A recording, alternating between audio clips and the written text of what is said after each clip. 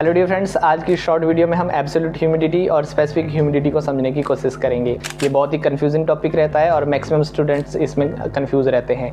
तो absolute humidity को समझने के लिए सपोज करिए आपके पास कोई एयर पार्सल है और उस एयर पार्सल का वॉल्यूम आपका 1 मीटर क्यूब है। अब आपको देखना है कि उस 1 मीटर क्यूब वॉल्यूम में कितने वाटर वेपर आपको प्रेजेंट्स हैं और उनका वेट कर लेना है।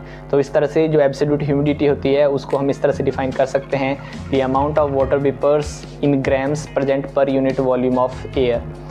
क्योंकि जो आपका एयर वॉल्यूम होता है वो टेम्परेचर से इम्पैक्ट होता है। टेम्परेचर बढ़ने पर एयर वॉल्यूम इंक्रीज़ होता है और टेम्परेचर घटने पर आपका टेम्परेचर डिक्रीज़ होता है। तो इस तरह से एब्सोल्यूट ह्यूमिडिटी टेम्परेचर के इंक्रीज़ होने और डिक्रीज़ होने पर आपकी घटती बढ़ती रहती है। दूसरी ओर अगर हम स्पेसिफिक ह्यूमिडिटी को समझने की कोशिश करें तो आपको कोई एयर पार्सल ले लेना है और अब उसका एयर पार्सल का आपको वॉल्यूम नहीं करना बल्कि उसका आपको वेट करना है। और सपोज करिए उस एयर का जो वेट है वो 1 kg है। तो इस तरह से अब उस 1 kg में आपका कितने वाटर कंटेंट एक्चुअल में प्रेजेंट हैं वो आपकी स्पेसिफिक ह्यूमिडिटी होगी। तो जो स्पेसिफिक ह्यूमिडिटी को हम डिफाइन कर सकते हैं वो इस तरह से डिफाइन कर सकते हैं, the amount of water vapours in grams present per kg of air. ये आपकी स्पेसिफिक ह्यूमिडिटी थी।